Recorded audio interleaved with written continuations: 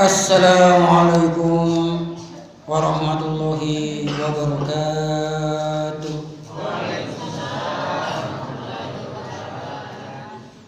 Alhamdulillahilladzi adhaba 'anil hazan. Inna rabbana laghafurun syakur. Asyhadu an la ilaha illallah wa asyhadu anna Muhammadan abduhu wa rasuluh. Allahumma shalli wa sallim ala rasulika Muhammadin wa ala alihi wa ashabihi amma ba'da. Faqad qala ta'ala fil Qur'anil Karim, a'udzu billahi minasy syaithanir rajim. Ya ayyuhalladzina amanu taqullaha haqqa tuqatih wa la tamutunna illa wa antum muslimun. Para saudara jamaah sekalian, bersyukur kepada Allah dengan ucapan syukur alhamdulillahirabbil alamin, bertawassul dan bersolawat kepada Allah dan ucapan solawat Allahumma sholli ala Muhammad wa ala Muhammad kama barakta ala Ibrahim wa ala Ibrahim fil alamin innaka Hamidum Majid. Para saudara jamaah sekalian, insyaallah judulnya panggilan kubur. Kita hidup di dunia tidaklah selamanya. Pasti nanti akan berpisah dengan dunia dan seisinya. Hal ini dijelaskan di dalam hadis riwayat Baihaqi, Kitabul Janaiz, nomor hadis 262. An Sahal bin Sa'id qala Rasulullah SAW atani Jibril faqala ya Muhammad ismasita fa innaka mayyitun wa ahbib ma sita fa innaka mufarriqu bi wa mal maksita fa innaka majsyun bi. Summa qala saraful mu'min qiyamuhu bil lail wa isyaustinahu anin nas. Dari Sahal bin Sa'id berkata, Rasulullah SAW bersabda, Jibril datang kepadaku kemudian bersabda, wahai Muhammad, hiduplah kamu sekehendakmu.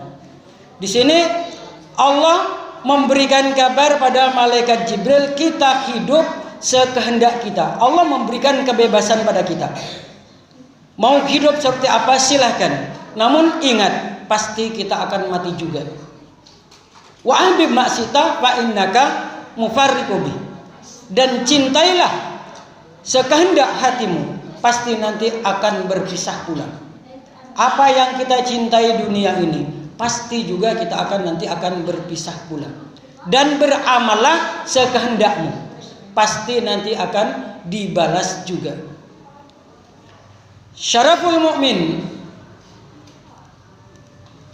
mulianya orang-orang yang beriman, qiyamuhu bil lail, karena seringnya sholat malam. Alhamdulillah selama 16 hari ini kita sudah melaksanakan sholat malam. Inilah yang nanti akan menjadi bekal di dalam kubur kita.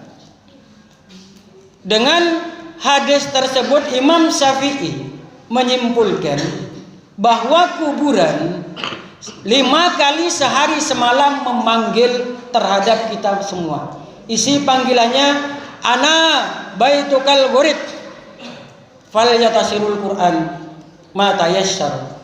Saya adalah rumahmu yang asing, maka hendaklah membaca Al-Quran yang termudah.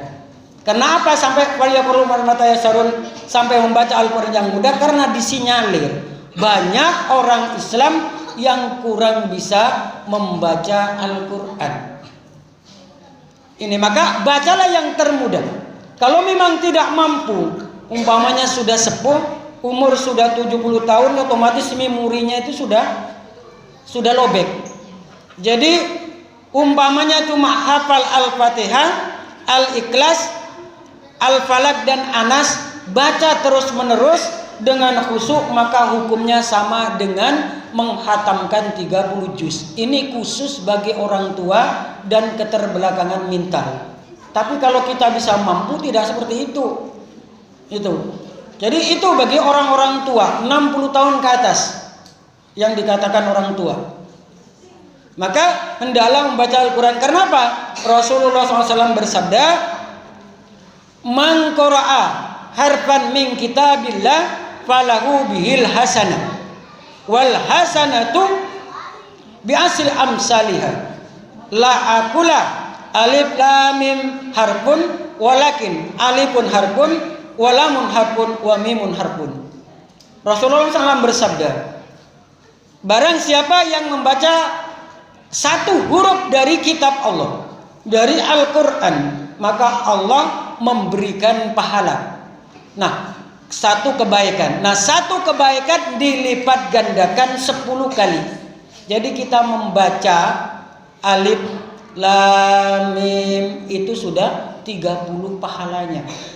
Itu yang penting kita tetap menggantung wudu. Karena membaca Alkitab Al-Quran itu adalah kitab suci, ibadah pada Allah. Maka siyabakum wat tahhir. Jadi pakaian maka hendaklah sucikan. Pakaian dan batin kita supaya suci, karena adalah kalam Allah. Mal yaqra'ul Quran. Jadi barang siapa mal yatakamallah fal yaqra'ul Quran. Barang siapa yang ingin berkomunikasi dengan Allah maka hendaklah membaca Al-Quran. Bahkan di dalam sabda Rasulullah SAW dalam riwayat Ibnu Majah, "Man qara'al Qur'an wa amila bima fihi fa walidahi tajjan yaumal qiyamah." Dahu tajjan kama dahu syirajan fid dunya. Barang siapa yang membaca Al-Qur'an kemudian mengamalkan terhadap isi dari Al-Qur'an, maka kedua orang tuanya akan dipakaikan mahkota kelak. Maka bersyukurlah bagi kita yang mempunyai anak bisa membaca Al-Qur'an. Yang kedua, ana baitukal matlum fal yunawiru fi sholatil lail. Saya adalah rumahmu yang gelap, maka hendaklah terangi, sinari dengan sholat malam. Ini kita sudah 16 kali sudah melaksanakan sholat malam. Inilah nanti sebagai penerang kubur kita. Yang ketiga, ana baitukal suja wal aqra fal hamilis sifa waz zakat was sadaqah. Saya adalah rumahmu yang penuh dengan ular dan kalajengking, maka hendaklah membawa obat penawar dengan zakat dan sedekah.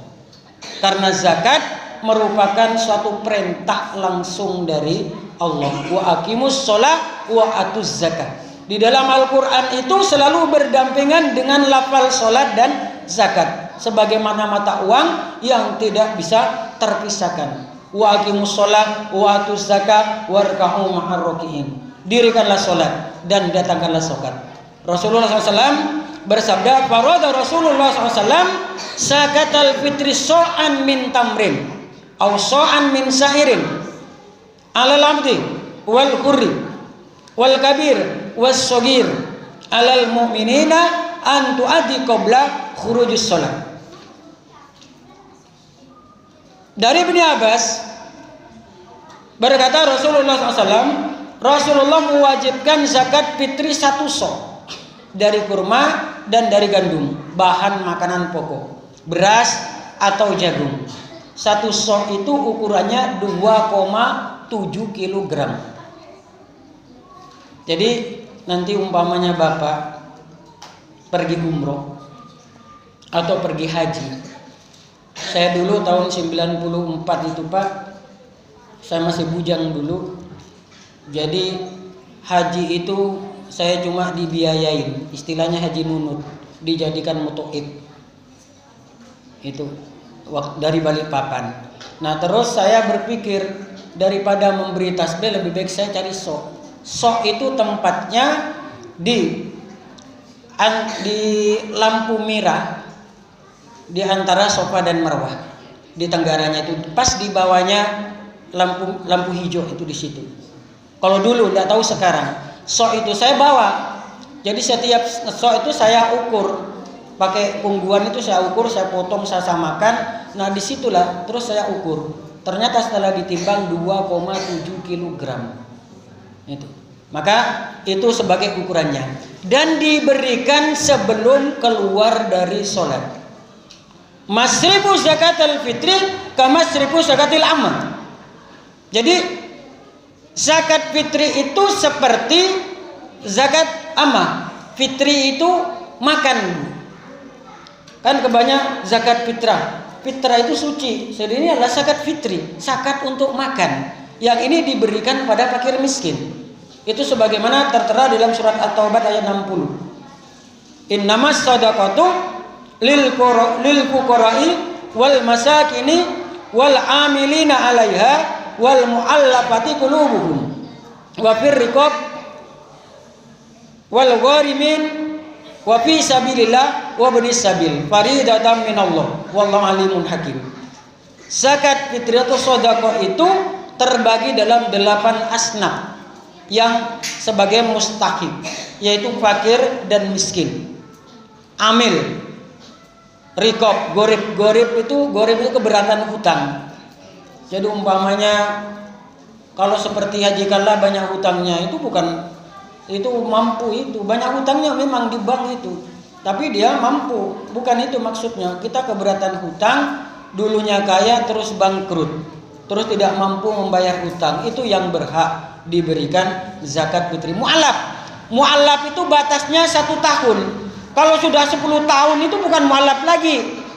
Kadang-kadang ada orang Kristen masuk Islam sudah 5 tahun, sudah mampu membaca Al-Quran, masih dikatakan mu'allaf. Bukan, mu'allaf itu batasnya 1 tahun, ada batasnya. Itu umpamanya sudah 10 tahun bukan mu'allaf lagi, itu sudah muslim. Itu mu'allaf itu yang dilemahkan artinya, maka wajib walaupun kaya tetap wajib diberi zakat. Nanti terserah dia mau terima, umpamanya diterima dulu baru diserahkan kembali, itu haknya. Itu. Maka di situ, maka zakat fitri itu seperti itu, wajib diberikan sebelum keluar sholat. Ini menetapi dalil aknuhum anis su'ali fi hadayaum. Tujuannya Rasulullah bersabda, maka cukupilah mereka itu agar tidak minta-minta di hari raya ini. Maka dari itu ibu, bapak persiapkan dari sekarang ini. Kita mencari rezeki, di samping untuk sodako, di samping untuk infak, juga persiapkan zakat kita, sehingga pada masanya nanti paling lambat itu 29 itu sudah terbagi habis. Itu terbagi habis. Itu kalau zaman Rasulullah itu orang muslim itu, orang kafir itu melihat kita itu takut karena tidak menunjukkan kemiskinannya. Karena apa? Bilal, Umar bin Khattab itu memikul 1 karung itu langsung diberikan kepada orang miskin. Tapi kalau sekarang orang miskin dikumpulkan, sehingga orang-orang mereka itu tahu, ternyata orang muslim itu, orang Islam itu banyak minta-minta. Nah di sini lah, maka dari itu kita hindari yang seperti itu, karena minta-minta itu nanti di akhirat mukanya itu akan seperti kena lepra. Maka dari itu mari kita seorang iman. Dan yang kelima adalah ana baituka su'alil munkar wa nakir. Saya adalah pertanyaannya dari mungkar dan nakir.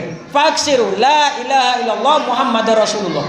Saya adalah tempat bertanyanya malaikat mungkar dan nakir, maka hendaklah memperbanyak lafal la ilaha illallah Muhammadar Rasulullah. Maka perbanyak-banyaknya, kalau perlu kita hisibkan. Hisib itu dijadikan amalan andalan. Itu terus yang dibaca, terus menerus, tidak usah dihitung-hitung.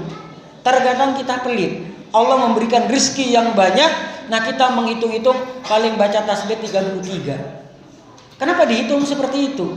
Padahal Allah memberikan nikmat tidak terhitung banyaknya. Nah kita ternyata pelit. Nah situ. Kadang-kadang itu ya, ini kebanyakan, ini maaf, ibu-ibu itu biasanya kebanyakan begitu yang sering saya lihat. Ibu-ibu itu matre. Itu contohnya, anaknya saja gelasnya dipecah langsung dipukulin setengah mati. Berapa harganya gelas? Nah situ. Itu banyak seperti itu. Maka dari itu, mari ibu, bapak sekalian, kita sebagai orang iman, orang yang telah diberi hidayah, orang yang telah diberi petunjuk oleh Allah, dijadikan orang Islam. Islam ini adalah agama yang hak, agama yang sah, agama yang diterima oleh Allah. Apabila kita amalkan, kita kerjakan terus menerus sampai ajal pati kita masing-masing, jelas hak yakin dijamin oleh Allah bisa masuk dalam surganya Allah. Sebagaimana firman Allah surah An-Nisa, wa may yuti'illah wa rasulahu yudkhil jannatin tajri min tahtiha al-anhar khalidina fiha wa dzalikal fawzul adzim. Barang siapa yang taat Allah dan taat Rasulnya, maka Allah akan memasukkan ke dalam surga. Keadaan dalam surga mengalir beberapa sungai. Demikian itulah merupakan suatu keuntungan yang sangat besar. Kita menetapi agama Islam ini akan mendapatkan suatu keuntungan yang sangat besar.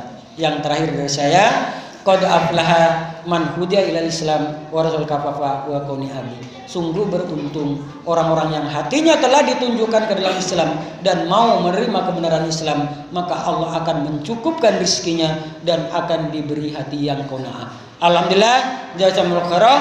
Demikianlah yang saya dapat sampaikan. Apabila ada kurang lebihnya sebagai manusia biasa atau luput dari salah, mohon maaf yang sebesar-besarnya. Wabillahi taufiq wal hidayah. Wassalamualaikum warahmatullahi wabarakatuh.